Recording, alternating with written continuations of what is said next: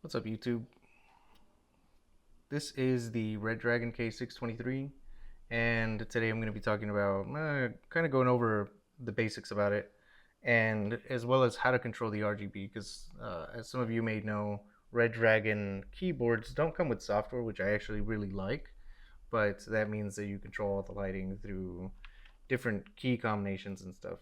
And there is there's an owner's manual that you can get from their website. I'll link that in the description below, of course. But it doesn't tell you everything, so I was having trouble finding out how to change the color on the side of this, and I didn't find it in the manual. I couldn't find a video about it or even a Reddit post or anything. So here I am making a video now that I have figured out how to do it.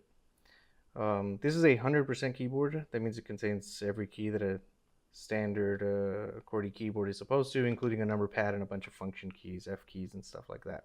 Where a 10 key list would omit this, and then something smaller like a 60% would integrate all of these function keys into as secondary or tertiary functions of any of the other keys.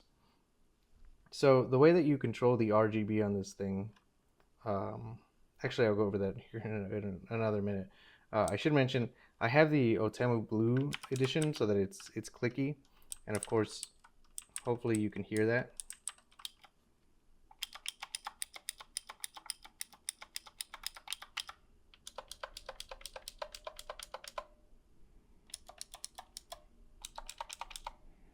And so that's a little bit of a sound test for you. These are the clickies. This is hot swappable. You can go with cherries or Gatorons or whatever you want for the switches, and the stabilizers are also standard size. You can switch them out for anything you want, basically, which is pretty cool, especially if you don't like what it comes with. It is not an RGB keyboard for the key lighting. It's just a white backlight. This is RGB on the side, obviously. And there are different ways to control that sort of stuff. But as you can see, like, it has pretty standard travel and pretty standard key cap height as well, like thickness and stuff. It's a pretty standardized size.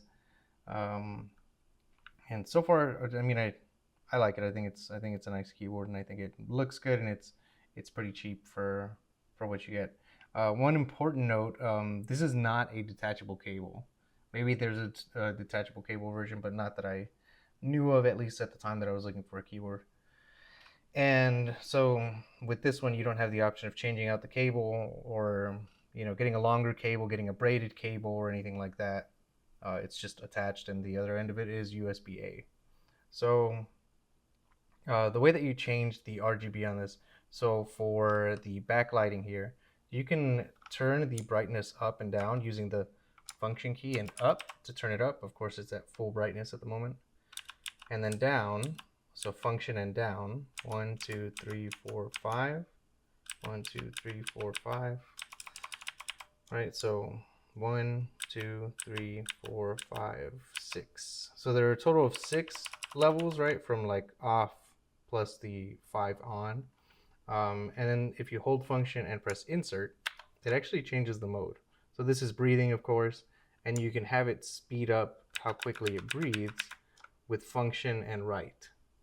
If you want it to slow down, you hold function and tap left, and you can make it go really slow. You can also make it dimmer, so it cycles between like off and barely lit, which is great for like if you're using it in a dark setting and you have like your monitor brightness turned down and stuff, so you're not straining your eyes in a dark room.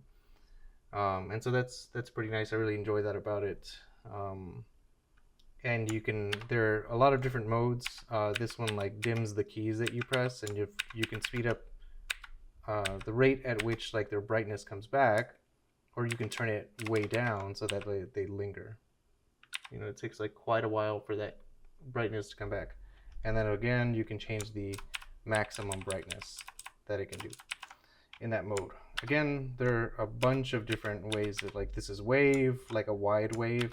This is a wave from right to left, so the reverse. This is like really narrow waves that move along. And of course, if I turn this up, it becomes a little more pronounced or visible that it's just waving to the right, from left to right. and then this is kind of like the other direction. And then this one is reactive, so it kind of like, if I slow it down a lot, you can see that it like spreads the brightness from there outward, whichever key I press. This one is just a line, so it lights up whatever row you just pressed. And then this is, if I turn it way up, you'll see that what this does is it lights the key that you press and then gradually goes to dark. I think this one is the opposite of the other, where instead of spreading light, it's like turning the lights off from the key that you pressed outward. So if I press the I key, that one turns off and then it spreads that same effect to the rest surrounding ones. These modes that have like an animation, they're like not reactive to the keyboard, so they just keep continually cycling. This one as well. This one like goes around and spirals towards the center. This one has like, you know, this one starts top left, moves to top right, and then this one does the opposite, and then they meet in the middle. This one just lights up back and forth the rows. And then this is random. You could have it go nice and fast like this, or you could make it go super slow.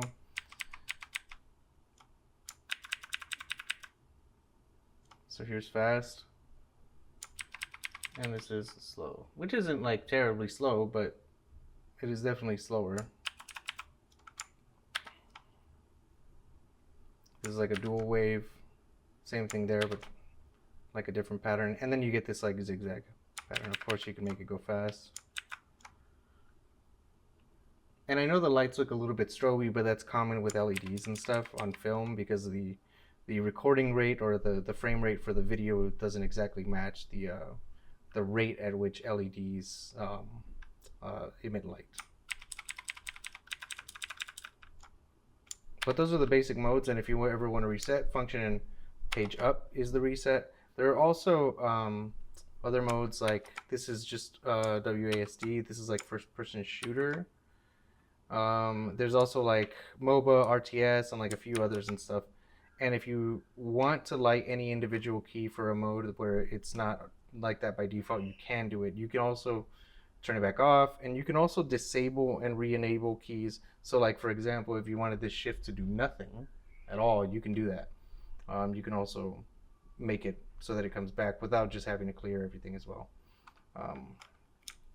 That's in the user manual, so if you need to use that. And I think that is about it for the backlight stuff regarding this stuff. And now I want to talk about actually the side RGB. Sorry, I'm using a Canon camera, and it's got like a recording limit of like, I don't know, 15 or 10 minutes. I can't remember what the actual length is right now. I haven't used it in a while. And so I decided to restart the recording so that it doesn't cut mid video while I'm doing this. Anyway, the side RGB, the owner's manual, there's a couple things that it leaves out, and it just says you can cycle through the different modes using function and pause, which is true. So that's static. This is breathing. This is shifting. That's off. And then this is, of course, rainbow.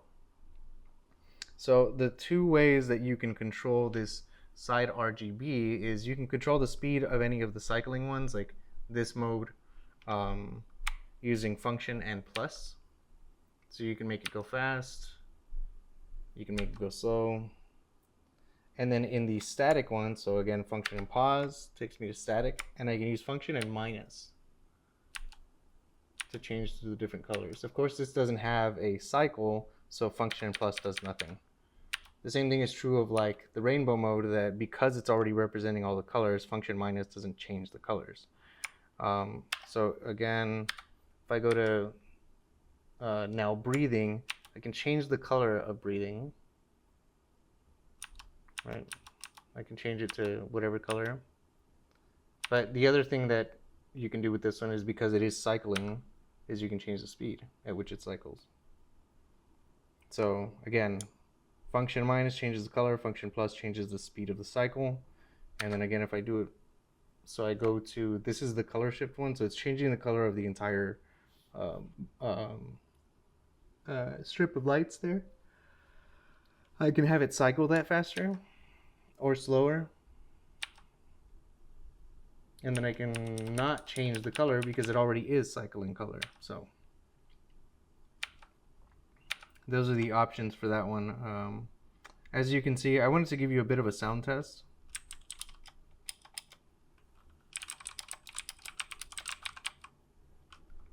That's the keyboard. This has the clickies, as I mentioned. If you like cherries, you can change out for cherries. Of course, you can change out the keycaps as well. These are a little bit rigid, so they feel hard. And the other thing is, if you hold it down and then release it really quickly, there's like a little bit of a ring, and it's either from the PCB or the bottom tray, and I'm gonna guess it's the PCB. And so if you like did the tape mod on this, or if you did a foam mod on it, it would probably help to remove that. But that is one thing I've noticed, and it does annoy me a little bit. These switches are lubed though. I lubed mine, but that only helped with a little bit of rattle and sort of stabilizer noise, where I was getting a bit of that with the spacebar and the shift keys. Of course, really like anything with a stabilizer.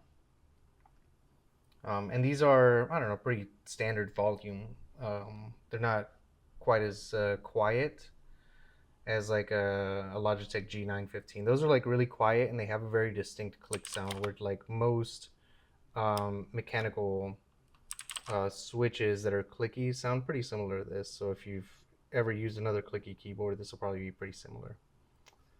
So yeah, I figured I'd go over some of the RGB stuff, and if you have any questions about the keyboard, don't be afraid to leave some questions down in the comments or whatever. You can join the Discord as well for any other related nonsense. But yeah, I just, I struggled finding how to change that, and then I figured it out. And so because I saw that there was nothing else online, I thought, well, I was looking this up, maybe someone else needs this information as well. So if that's the case for you, I really hope this has helped you. Otherwise, this has been a long enough video, and I'll see you guys next time. Thanks.